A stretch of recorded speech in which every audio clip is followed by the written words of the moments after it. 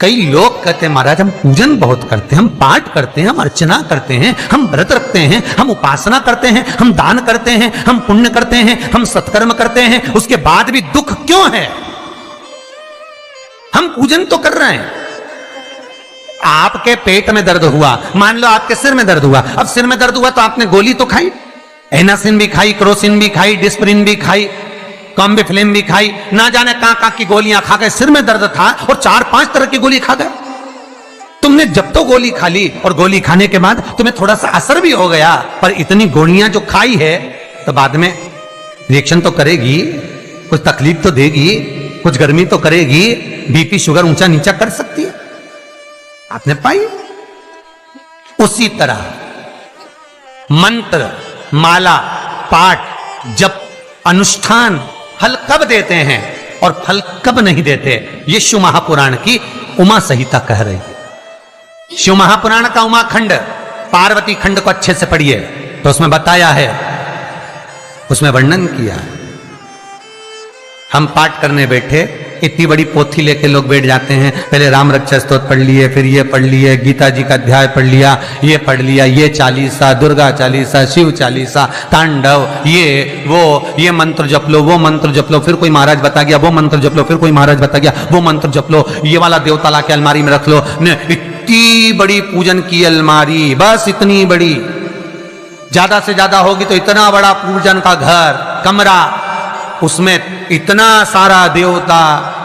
रामेश्वर गई तो उनको ले आई, जगन्नाथ जी गई तो उनको ले आई, द्वारका गई तो उनको ले आई, वृंदावन गई तो उनको ले आई, महाकालेश्वर गई तो उनको ले आई, सारा देवी देवता वहीं बैठा, पितृदेव, ये देव, कुल देवी, शंख देव, घंटी देव, दिया देव, सब उसी में, गणेश जी, शंकर जी, हनुमान जी, राम जी, सब भरा पड़ा। और पूजन करने सुबह से आई, सुबह से इतनी सी शक्कर लाई कटोरी में, इतनी सी शक्कर कटोरी में, भगवान को नहला धुला के कटोरी धर दी। इतनी बड़ी अलमारी में सारा देवता ऐसा कसा कसाया बैठा है, सारा देवता। और तीर्थ करने फिर गई तो गणेश जी शंकर भगवान से बोले, पिताजी फिर जा रही है। शंकर भगवान बोले, बेटा खसक के बैठो, फिर पकड़ के लाएगी किसी को। खसक के बैठ, फिर लाएगी किसी, फिर ले आई, फिर रख दिया। पूजन करने आई, कलश रख दिया, मंदिर में ढुल गया, भगवान पूरा गीला हो गया। गणेश जी शंकर जी से बोले, पिताजी पूरा गीला करके चली गई। शंकर भगवान बोले, बेटा तो कल ही आएगी, दिया लगा के गई, अब तो गीले में बैठो, अब नहीं आने वाली, कल। बहुत ध्यान देना साहब, इस कथा को आपके ऊपर लेकर समझाया जा रहा है, क्योंकि शिव महापुराण की कथा कहती है कि आप जो मंत्र जप रहे हो, आप जो माला जप रहे हो, आप जो साधना कर रहे हो, आप जो पाठ कर रहे हो, वो आप पर असर कर रहा है कि नहीं कर रहा है, वो आपको समझना है। राम रक्षा स्तोत्र का पाठ करो तो पहले हनुमान चालीसा पढ़ो, फिर राम रक्षा स्तोत्र करो। शिव चालीसा, दुर्गा चालीसा, गणेश चालीसा, हनुमान चालीसा, गायत्री चालीसा, इन 4-5 चालीसा को एक साथ कभी नहीं पढ़ना। एक चालीसा यदि आपने पढ़ ली है शुरू में, तो पाठ पूरा होने के बाद जब उठने की तैयारी हो तब दूसरी चालीसा पढ़ दो, बाकी की चालीसा भले आप बाद में पढ़ दो, पर एक साथ 4 चालीसा का पाठ नहीं होना चाहिए। महाराज पाठ करने बैठे हो, किसी एक मंत्र की माला जप रहे हो, ओम नमः भगवते वासुदेवाय जपा, या शंकर जी का मंत्र जपा, या गुरु का मंत्र जपा, या ये मंत्र जपा, या वो मंत्र जपा, उस मंत्र को जपने में बीच में कुछ गैप होना चाहिए।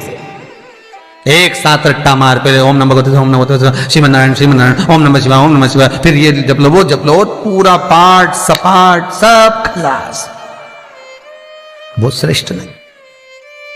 कुछ देरी की कोई वस्तु, कोई भोजन आप बनाकर लेकर गए हो, कोई पकवान आप बनाकर लेकर गए हो, कोई फल लेकर गए हो, यदि शिवलिंग पर वो पकवान, वो मिठाई, वो फल टच हो गया तो वो खाने के योग्य नहीं रहता। वो घर पर लेकर मत आना, मंदिर में ही छोड़कर। यदि भोजन, पकवान, मिठाई, शिवलिंग यहां पर है और भोजन का भोग तुमने इतनी दूर से लगाया है, फल इतनी दूर रखा है, वो शिवलिंग पर टच नहीं करा गया है, तो उस प्रसाद को, उस फल को आप पा सकते हो, उसको खा सकते हो। पर जो शिवलिंग पर टच हो गया, फिर वो केवल नंदी, श्रृंगी, भृंगी, प्रेतों का, भूतों का, आहूतों का भाग होता है।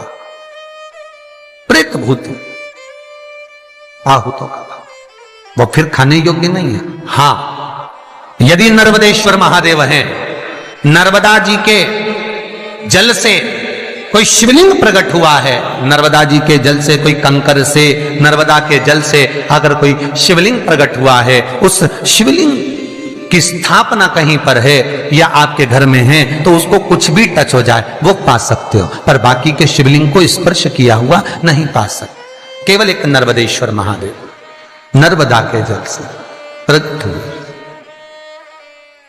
कई लोग पूछते हैं ये सांप है कौन, ये सर्प है कौन, तो उसको बताओ, ये भगवान शंकर के गले में जो एक सांप पड़ा हुआ है, ये भगवान विष्णु हैं।